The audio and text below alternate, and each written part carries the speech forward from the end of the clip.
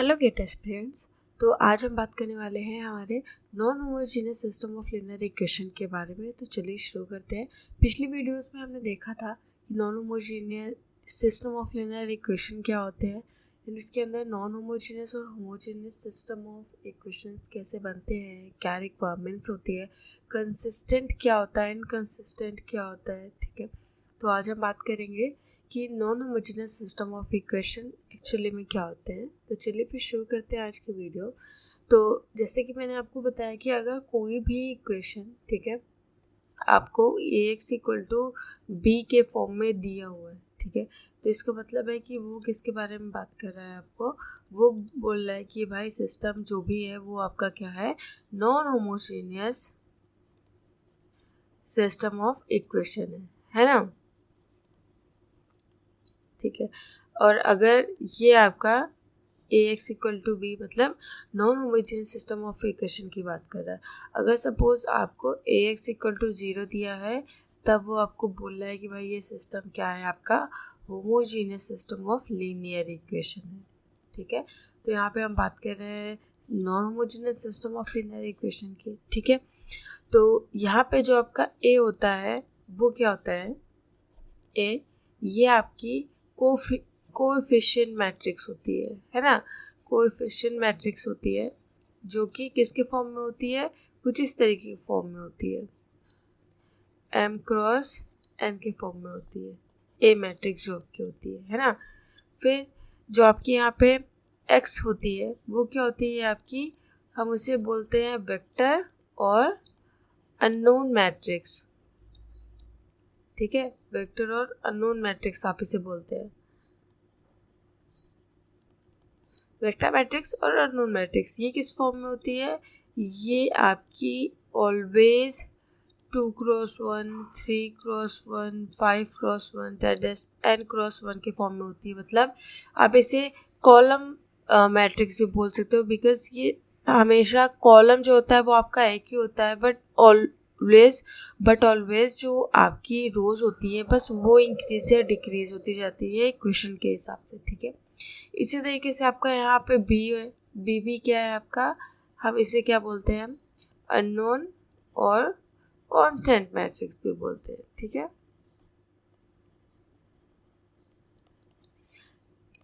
ये किस फॉर्म में होती है, अगेन ये भी आपकी कॉलम मैट्रिक्स के फॉर्म में होती है। ये भी क्या होती है, 2x1, 3x1, 4x1 dash n×1 के फॉर्म में होती है।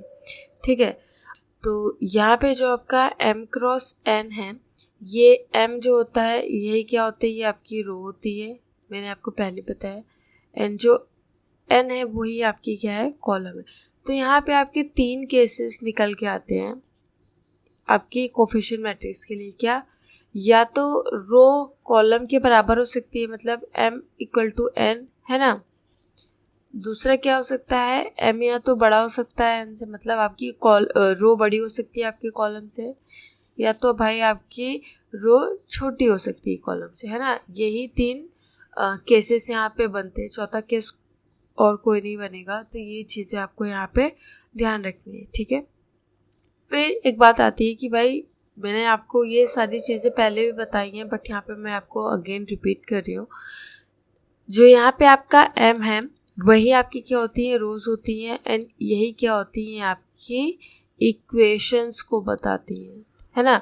एंड इक्वेशन क्या हो सकता है आपका, इंक्रीज भी हो सकता है, डिक्रीज भी हो सकता है। मतलब अगर आपको 2 इक्वेशन दिए हैं एंड उसको सॉल्व करते हो आप, तो आपकी रैंक आ जाती है ना। सपोज आपको 2 इक्वेशन दिया है एंड आपकी रैंक 1 आ गई, तो मतलब एक आपकी रो 0 हो गई ना, मतलब एक रो आपकी घट गई, यानी आपके पास अब एक रो बची। तो इक्वेशंस कैन वेरी, है ना। n क्या होते हैं, आपके कॉलम होते हैं, एंड कॉलम क्या शो करते हैं, आपके अननोन वेरिएबल्स को बताते हैं, है ना। अननोन वेरिएबल्स मतलब आपकी इक्वेशन में, ये आपकी इक्वेशन में कितनी वेरिएबल्स है। सपोज 2x + 3y = 10, है ना। तो देखिए 2x + 3y, तो x और y ये आपके क्या हैं, ये आपके अननोन वेरिएबल्स हैं। तो अब अननोन वेरिएबल्स आपके कम ज़्यादा नहीं हो सकते हैं। अगर इक्वेशन में 2 हैं तो 2 वेरिएबल वो लास्ट तक रहेंगे, आप कितने भी क्वेश्चन को सॉल्व कर लीजिए, है ना। तो ये क्या होता है आपका, ये आपके क्या होते हैं, ये आपके फिक्स्ड होते हैं, है ना।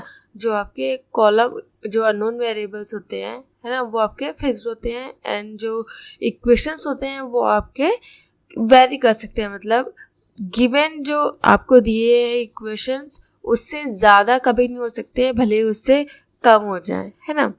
तो पिछली वीडियोस में हमने ऑलरेडी पढ़ लिया है कि कंसिस्टेंट और इनकंसिस्टेंट क्या होता है। तो पिछली वीडियोस में जाके आप देख सकते हैं, वहाँ पे हमने डिटेल में डिस्कस किया था। तो अब non homogeneous system of equations के अंदर 2 तरह के सिस्टम ऑफ इक्वेशंस आते हैं, ठीक है। यहाँ मैं लिख देती हूँ, there are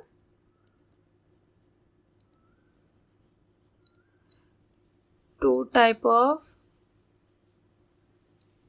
system of equation exist in. तो जो पहला टाइप 1 है वो क्या है, टाइप 1 मतलब जो आपका सिस्टम ऑफ इक्वेशन है, ठीक है, डू नॉट कंटेन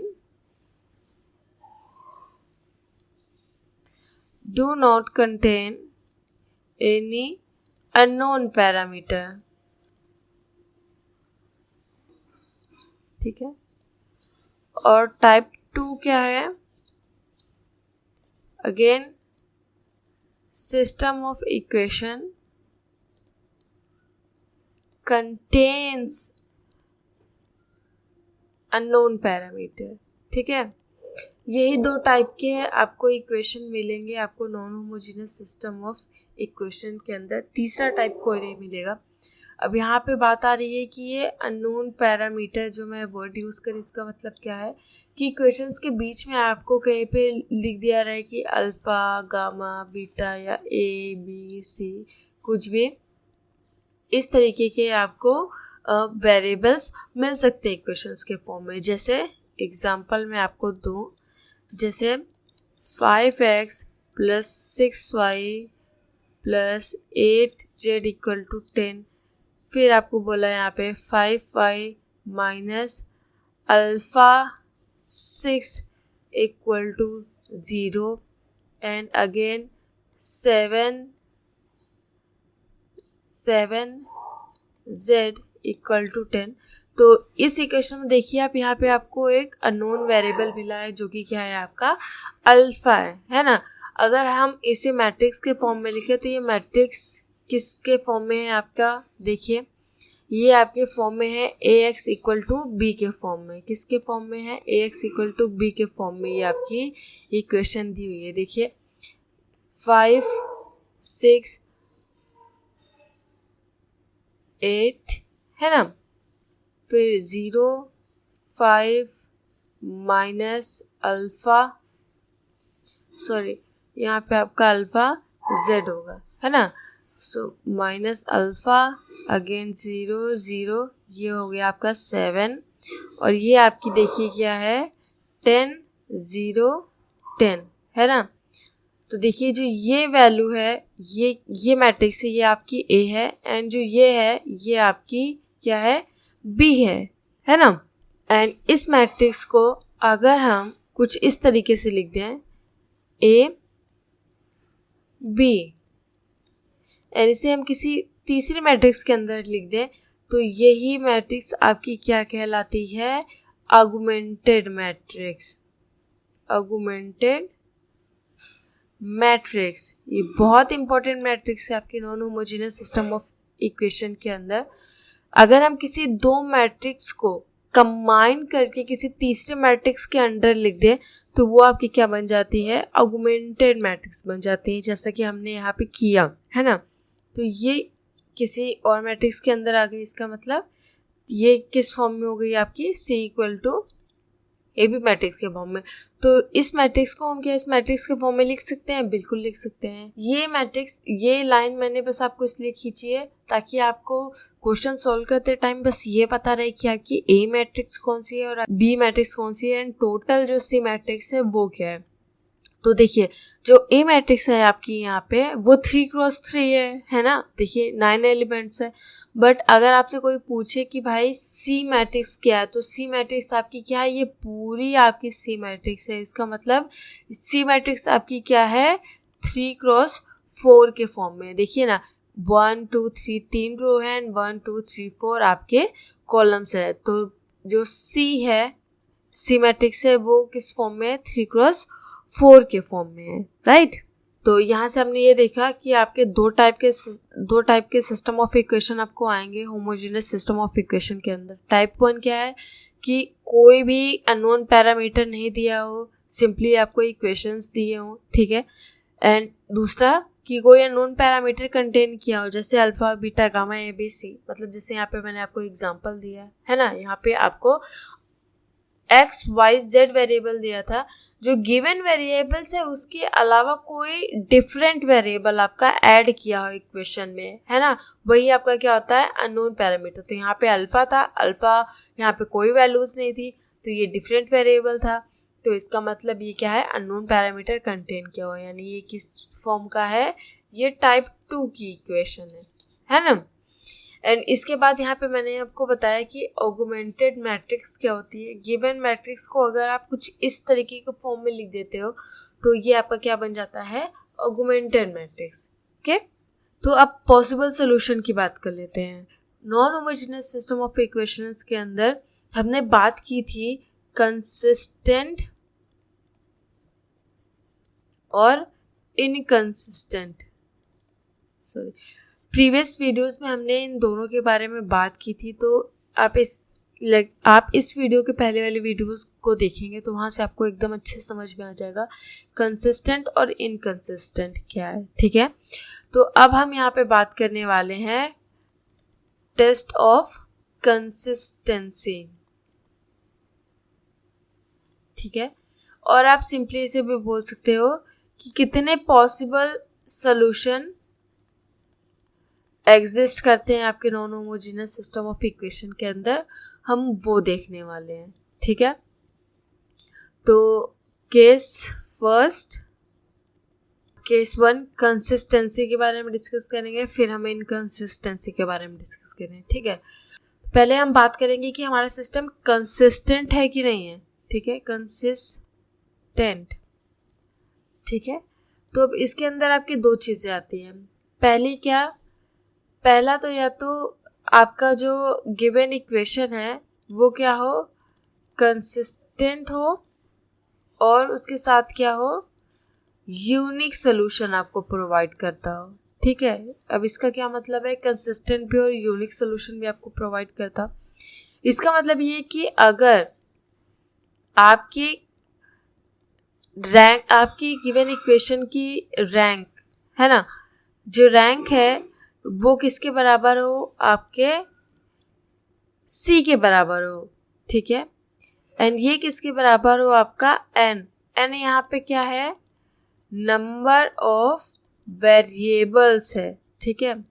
आपका नंबर ऑफ वेरिएबल्स और अननोन बोल सकते हैं, ठीक है। आप 2 मिनट मुझे दीजिए, मैं आपको एकदम अच्छे से समझा रही हूँ, पहले आप इसे समझ लीजिए, ठीक है। एंड आपको यहाँ पे कन्फ्यूज़न हो रही होगी कि रैंक ऑफ ए क्या है, रैंक ऑफ सी क्या है। तो मैंने आपको अभी यहाँ पे एग्जांपल देके बताया था, लेट मी टेक एग्जांपल, कि अगर आपको सपोज कोई इक्वेशन दी हुई है, क्या इक्वेशन दी हुई है, जैसे अभी मैंने बोला कि किसी तीसरे मैट्रिक्स के अंदर अगर आप कोई इक्वेशन लिख देते हो, सपोज 1 2 1 4 0 1 2 3 0 0 0 7, ठीक है। तो ये आपकी क्या है, ए है, ये आपकी क्या है, बी है, बी मैट्रिक्स, और ये सी मैट्रिक्स है, ठीक है। सपोज आपको गिवन, आप इसे इक्वेशन के फॉर्म में लिख सकते हैं, बिल्कुल लिख सकते हैं, ठीक है। यहाँ पे अभी आपका क्या होगा, 1 होगा, ठीक है, ओके। तो जो गिवन मैट्रिक्स आपको यहाँ पे दिया हुआ है, इसे आप इक्वेशन के फॉर्म में लिख सकते हो, बिल्कुल लिख सकते हो। तो अब यहाँ से देखो कि अगर आप इस मैट्रिक्स की बात करो, ए मैट्रिक्स की, तो रैंक ऑफ ए इस मैट्रिक्स की क्या है भाई, 3 है, क्योंकि एक भी आपकी रो क्या है वो ज़ीरो नहीं है। ज़ीरो नहीं है मतलब लीनियर डिपेंडेंसी यहाँ पे बिल्कुल नहीं है, सारे के सारे आपके लीनियर इंडिपेंडेंट है ना। जब सारे के सारे इंडिपेंडेंट है तो यहाँ पे आपकी रो ऑफ ए क्या आ जाएगी, 3 आ जाएगी, राइट। एंड इसके बाद अगर हम यहाँ पे देखें, मैंने यहाँ पे रैंक ऑफ सी लिखा है, मतलब हम ऑगमेंटेड मैट्रिक्स की यहाँ पे बात कर रहे हैं, है ना। तो यहाँ पे क्या होता है augmented matrix, C equal to A B, ठीक है। तो यहाँ पे रैंक ऑफ सी क्या है, देखिए अब रैंक मैंने सी कैसे, सी क्या है यहाँ पे, ये आपका पूरा मैट्रिक्स सी है, ठीक है। सिर्फ ये 9 एलिमेंट्स आपके क्या थे, ए मैट्रिक्स थे। एंड ये जो लाइन मैंने खींची, इस लाइन के इधर वाले आपके ए मैट्रिक्स थे, एंड ये पूरा मिला के आपका क्या है, सी मैट्रिक्स है। तो सी मैट्रिक्स की रैंक क्या है भाई, इसकी भी तो 3 है, क्योंकि एक भी रो आपकी 0 नहीं है, तो इसकी भी रैंक क्या हो गई, 3 हो गई। तो देखिए यहाँ पे रैंक ऑफ 3 मतलब 3, सी मैट्रिक्स की रैंक क्या है, वो भी 3 है, ओके। यहाँ पे जो है ना वो क्या है, नंबर ऑफ वेरिएबल और अननोन से, मतलब वेरिएबल्स यहाँ पे कितने हैं, देखिए 1 2 3 वेरिएबल्स ही है ना गाइस। मतलब जो इक्वल टू के इस साइड लिखे होते हैं, जैसे 1 equal to 7 y x plus 3y, तो ये जो होते हैं यही आपके अननोन वेरिएबल्स होते हैं ना गाइस। तो ये तो आपके वेरिएबल्स होते नहीं, वेरिएबल्स तो सिर्फ आपके इधर वाले होते हैं, यानी बाउंड्री के इधर वाले आपके सिर्फ वेरिएबल्स हैं। तो 1 2 3 ही वेरिएबल है, तो ये भी आपका 3 आ गया। देखिए रैंक ऑफ ए भी 3 है, रैंक ऑफ सी भी 3 है, नंबर ऑफ वेरिएबल्स भी आपके पास 3 है। इसका मतलब ये आपको कैसा सोल्यूशन प्रोवाइड कर रहा है, कंसिस्टेंट और कैसा, यूनिक सोल्यूशन आपको दे रहा है, ओके। कंसिस्टेंट और यूनिक सोल्यूशन आपको प्रोवाइड कर रहा है ना। तो आई होप यहाँ से आपको समझ में आया है कि कंसिस्टेंट और यूनिक सोल्यूशन क्या है। यूनिक मतलब देखिए वेरिएबल भी 3 है, रैंक ऑफ ए भी 3 है, रैंक ऑफ सी भी 3 है ना। तीनों की वैल्यूज क्या है आपकी, 3 है। इसका मतलब देखिए यूनिक तो है ही, क्योंकि एक भी वैल्यूज डिफर नहीं, सारी वैल्यूज सेम आ रही है, मतलब यूनिक है। कंसिस्टेंट मतलब लगातार आपको सोल्यूशन प्रोवाइड कर रहा है, मतलब एक सोल्यूशन तो वहाँ पे ज़रूर ही एग्जिस्ट करेगा। अगर आप इस इक्वेशन को सॉल्व करो तो आपकी एक्स वाई जेड की कुछ वैल्यूज आएंगी, है ना, इसलिए तो हम इक्वेशन को सॉल्व करते हैं। तो इसका मतलब वो क्या है, यहाँ पे कंसिस्टेंट और यूनिक सोल्यूशन दे रहा है, अगर आपको कुछ इस टाइप का सोल्यूशन मिल रहा है किसी भी इक्वेशन को सॉल्व करने पे, है ना। अब केस 2 की बात करते हैं। केस 2 क्या है, ये भी आपका कंसिस्टेंट के अंडर आता है। क्या आता है भाई, मतलब कंसिस्टेंट और क्या होना चाहिए, इनफिनाइट मैनी सोल्यूशन होना चाहिए। मतलब मैनी सोल्यूशन, एक कंसिस्टेंट हो बट मैनी सोल्यूशन वहाँ पे एग्जिस्ट करता हो, एक सोल्यूशन कोई एग्जिस्ट नहीं करता हो, ठीक है। अब इसको देख लेते हैं थोड़ा, कंसिस्टेंट यूनिक सोल्यूशन, यहाँ पे कंसिस्टेंट मैनी सोल्यूशन क्या होता है। अगर क्या भाई, अगर यहाँ पे यूनिक सोल्यूशन का मतलब आपका एक चीज और होता है कि आपका जो डिटर्मिनेंट की वैल्यू है वो क्या होनी चाहिए, नॉट इक्वल टू 0। मतलब आपका कोई क्वेश्चन है यहाँ से, अगर आप सिंपली डिटर्मिनेंट, ये जो है इसकी आप डिटर्मिनेंट निकाल लो और वो नॉट इक्वल टू 0 है, तो इसका मतलब वो क्या है, आपका यूनिक सोल्यूशन आपको दे रहा है, ठीक। ये छोटी सी एक शॉर्ट ट्रिक है जो आपको पता होनी चाहिए, है ना। तो कंसिस्टेंट और मैनी सोल्यूशन क्या होता है, अगर रैंक ऑफ ए किसके बराबर है, आपके रैंक ऑफ सी के बराबर है ना। नंबर ऑफ वेरिएबल्स क्या है, इससे बड़े हैं, मतलब जो रैंक ऑफ ए आएगी आपकी और जो रैंक ऑफ सी आएगी वो तो इक्वल होना चाहिए, बट ये दोनों किससे छोटे होने चाहिए, आपके नंबर ऑफ वेरिएबल से। अब नंबर ऑफ वेरिएबल क्या है, नंबर ऑफ वेरिएबल आपका यहाँ पे अगेन अननोन्स है। अननोन्स मतलब ये बाउंड्री के साइड वाले आपके एलिमेंट्स, है ना।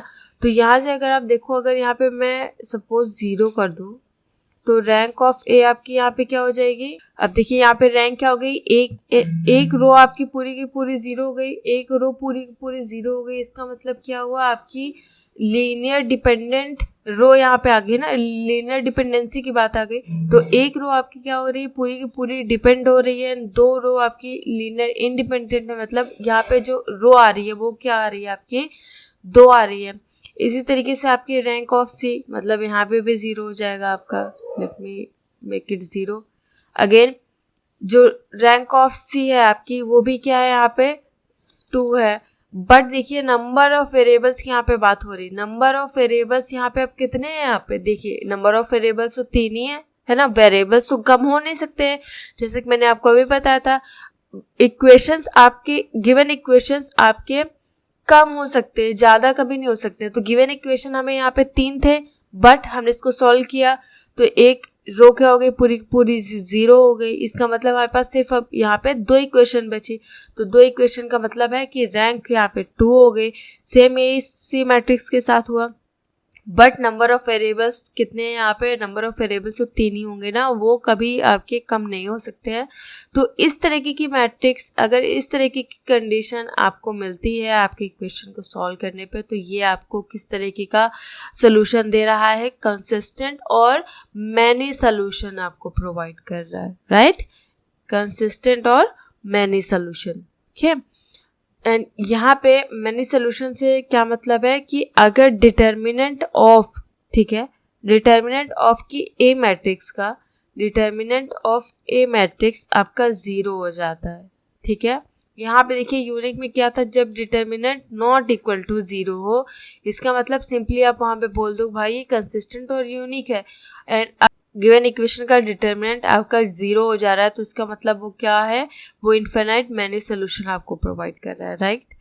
इसके बाद फिर जो तीसरा केस आता है, केस 3, वो क्या है, वो आपका इनकंसिस्टेंट के लिए है, इनकंसिस्टेंट चेक करने के लिए है। ठीक है, कोई भी इक्वेशन आपकी क्या हो, इनकंसिस्टेंट एंड नो सोल्यूशन।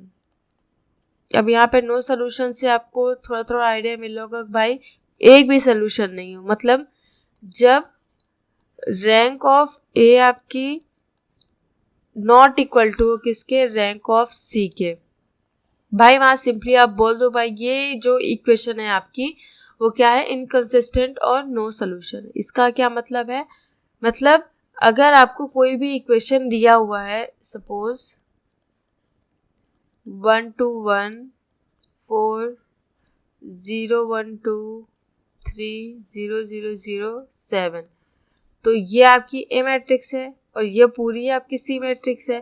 तो देखिए ए मैट्रिक्स यहाँ पे कितनी आ रही है आपकी, रैंक ऑफ ए यहाँ पे कितनी आ रही है आपकी 2, बट रैंक ऑफ सी यहाँ पे आपकी कितनी आ रही है 3। देखिए यहाँ ये तो पूरा 0 नहीं है ना, यहाँ पे तो आपकी कोई वैल्यू है, एग्जिस्ट कर रही है। इसका मतलब ये सी मैट्रिक्स के लिए ये आपकी क्या है, नॉन मतलब लीनियर डिपेंडेंट, मतलब लीनियर इंडिपेंडेंट। यहाँ पे रोज कितनी है आपकी 3 है, इसका मतलब रैंक ऑफ सी 3 है। बट यहाँ पे देखिए लीनियर इंडिपेंडेंट कितनी है, रो है आपकी 2 है ना, तो इसका मतलब रैंक ऑफ ए क्या है आपकी 2 है।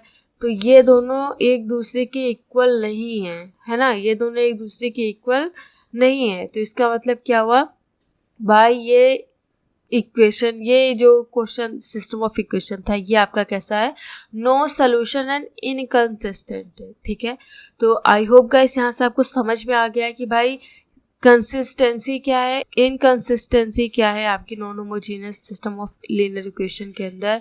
एंड कंसिस्टेंट के अंदर आपकी 2 टाइप के सोल्यूशन एग्जिस्ट करते हैं, यूनिक सोल्यूशन और मैनी सोल्यूशन। इनकंसिस्टेंट के अंदर सिर्फ आपका एक सोल्यूशन एग्जिस्ट करता है, वो है आपका नो सोल्यूशन। एंड इन दोनों की कंडीशन को भी मैंने आपको अच्छे से क्लियर किया कि कैसे चीज़ें आप यहाँ से करते हैं। एंड इसके पहले यहाँ पे मैंने आपको बताया था कि 2 टाइप के इक्वेशन है आपके non homogeneous system of equation के अंदर, है ना। वो क्या है, टाइप 1 एंड टाइप 2, जो आपके अननोन पैरामीटर्स को कंटेन करते हैं। ठीक है, एंड इसके अलावा हमने यहाँ पे non homogeneous system of equation क्या है एंड कैसे आप उसको डिस्क्राइब करते हैं उसके बारे में बात की। तो आई होप गाइस आपको ये सारी चीज़ें अच्छे से समझ में आ गई है। सो मिलते हैं मैं नेक्स्ट वीडियो में, जहाँ पे हम non homogeneous system of equation के non homogeneous system of equation पे बेस्ड क्वेश्चन को सॉल्व करेंगे। सो मिलते हैं हमारे नेक्स्ट वीडियो में, तब तक के लिए बाय बाय।